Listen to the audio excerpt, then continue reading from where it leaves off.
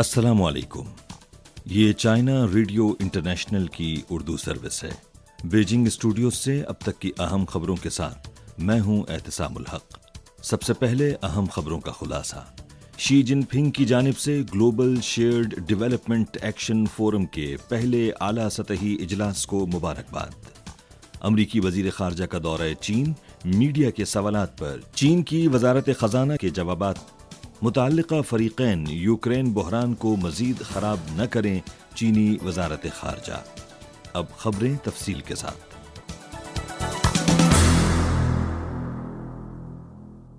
10 जुलाई को सदर Xi Jinping ने global shared development action forum के पहले आला सतही इजलास को मुबारकबाद का खत भेजा। शी जिनपिंग ने निशानदेही की कि आज आलमी मईशत की बहाली मुश्किलात से दोचार है और आलमी तरक्की के एजेंडे को चैलेंजेस का सामना है। सदर शी ने कहा कि मैंने ताउन पर इत्तेफाक राय और मुश्तरका तरक्की और पायदार तरक्की के लिए ग्लोबल डेवलपमेंट इनिशिएटिव पेश किया ताकि अक़वाम मुत्तहिदा के 2030 के एजेंडे पर अमल दरामद को तेज़ करने में मदद की जा सके। मुझे ये देखकर खुशी हुई है कि मुख्तलिफ फरीकों की शिरकत से ग्लोबल डेवलपमेंट इनिशिएटिव पर ताउन से अहम इब्तदाई फ़वाइद हासिल हुए हैं, जिनसे बहुत से तरक्की पजीर ममालिक मुस्तफ़ीद हुए हैं। उन्होंने जोर देते हुए कहा कि चीन आलमी तरक्याती ताउन के लिए अपने वसाइल में मज़ीद इजाफा करेगा, ग्लोबल डेवलपमेंट इनिशिएटिव को फ़रोग़ देने के लिए बैनुल अक़वामी बरादरी के साथ मिलकर काम करेगा और मुक़र्ररा मुद्दत में अक़वाम मुत्तहिदा के 2030 के पायदार तरक्याती अहदाफ के हुसूल और बनी नौ इंसान के हमनसीब मुआशरे की तामीर के लिए नया किरदार अदा करेगा। 10 जुलाई की सपहर चीन के सदर मुमलिकत शी जिनपिंग ने चीन के सरकारी दौरे पर आए हुए जज़ायर सुलेमान के वज़ीर आज़म मनासे सोगावारे से मुलाकात की।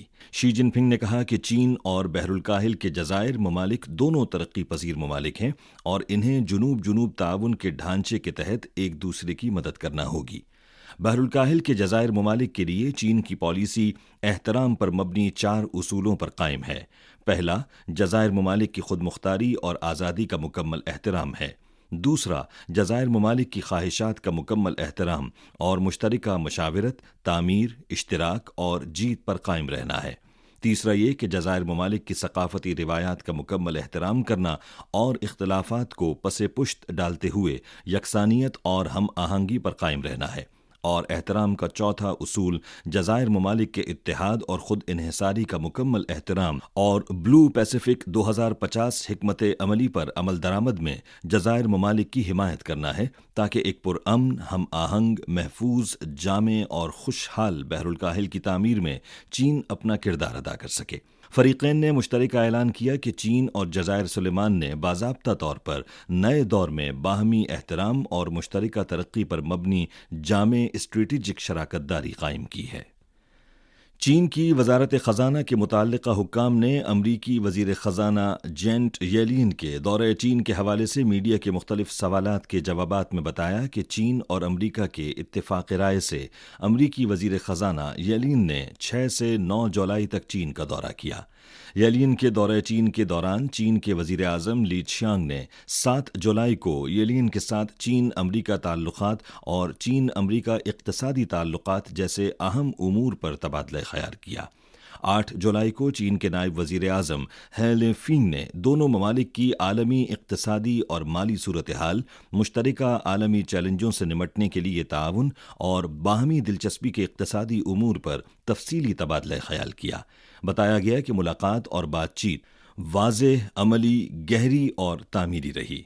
मुलाकात और बातचीत के दौरान चीन ने उम्मीद जाहिर की कि अमरीका मंतिकी और अमली रवैया बरकरार रखते हुए दोनों सरबराहान मुमलिकत के दरमियान बाली मुलाकात में तय पाने वाले इत्तेफाक राय को अमली इक़दामात में तब्दील करेगा और चीन अमरीका ताल्लुक़ात को जल्द अज जल्द दुरुस्त रास्ते पर वापस लाने की कोशिश करेगा। वजारत ख़जाना की जानिब से ये भी कहा गया कि चीन समझता है कि चीन की तरक्की अमरीका के लिए चैलेंज के बजाय एक मौका है और चीन और अमरीका के दरमियान ताउन को मजबूत बनाना हकीकत का तकाजा और दुरुस्त इंतखाब है। अमरीका की जानिब से कहा गया है कि वो चीन से अलहदगी नहीं चाहता और दुनिया की 2 बड़ी मईशतों का अलग होना न सिर्फ दोनों ममालिक के लिए तबाहकुन है बल्कि इससे दुनिया में भी अदम इस्तेहकाम पैदा होगा। امریکہ دوسرے ممالک کو چین اور امریکہ کے درمیان انتخاب کرنے پر مجبور کرنے کا کوئی ارادہ نہیں رکھتا۔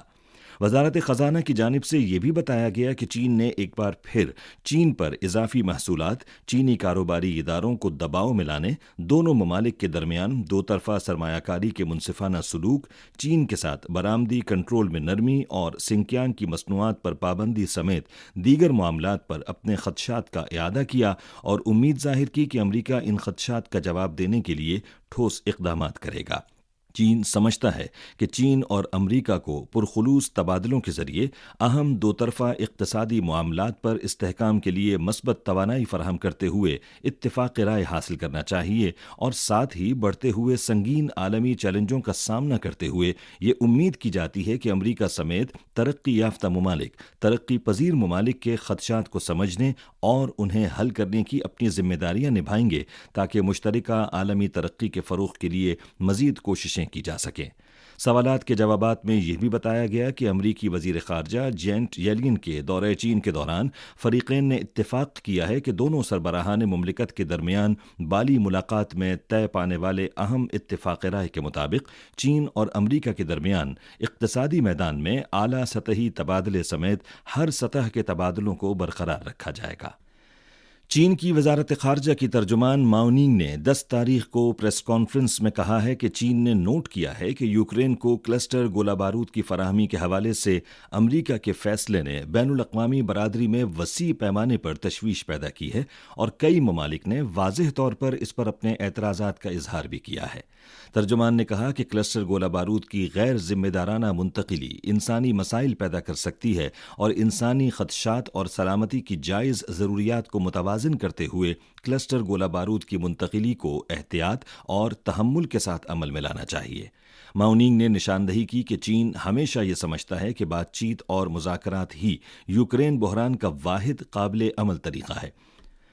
امریکہ کی جانب سے یوکرین کو کلسٹر گولہ بارود کی فراہمی کے اعلان کی خبروں کے جواب میں کمبوڈیا کے وزیر اعظم ہن سین نے 9 تاریخ کو سماجی رابطے کی ویب سائٹس پر پوسٹ کرتے ہوئے امریکہ اور یوکرین سے مطالبہ کیا کہ وہ روس یوکرین تنازع میں کلسٹر گولہ بارود کا استعمال نہ کریں کیونکہ اس کے اصل شکار عوام ہوں گے۔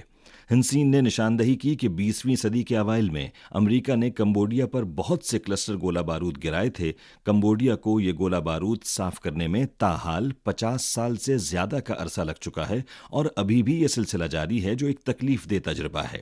ہن سین نے کہا کہ کلسٹر گولہ بارود کا استعمال آبادی کے لیے سنگین خطرہ پیدا کرے گا۔ مقامی وقت کے مطابق 10 جولائی کو جاپانی شہریوں کی تنظیم اور جنوبی کوریا کی حزب اختلاف جماعت کے ارکان پر مشتمل افراد نے ٹوکیو میں جاپانی وزیر اعظم کی سرکاری رہائش گاہ کے سامنے احتجاج کیا اور جاپانی حکومت اور ٹوکیو الیکٹرک پاور کمپنی کی جانب سے فوکوشیما ڈائچی نیوکلیئر پاور پلانٹ سے آلودہ پانی کے سمندر میں اخراج کی شدید مخالفت کی۔ یونہاپ نیوز ایجنسی کے مطابق جنوبی کوریا کی حزب اختلاف جماعتوں کے ارکان پارلیمنٹ ٹوکیو میں 10 سے 12 جولائی تک فوکوشیما جوہری آلودہ پانی کے سمندر میں اخراج کے خلاف مظاہروں اور دیگر احتجاجی سرگرمیوں کا سلسلہ جاری رکھیں گے۔ اطلاعات کے مطابق 10 جولائی کو جاپانی وزیر اعظم کی سرکاری رہائش گاہ کے سامنے احتجاجی ریلی کے بعد جنوبی کوریا کا اپوزیشن پارلیمانی گروپ جاپان میں IAEA کے علاقائی دفتر کا دورہ کرے گا اور جاپانی پارلیمنٹ کے سامنے بھی مظاہرہ کرے گا۔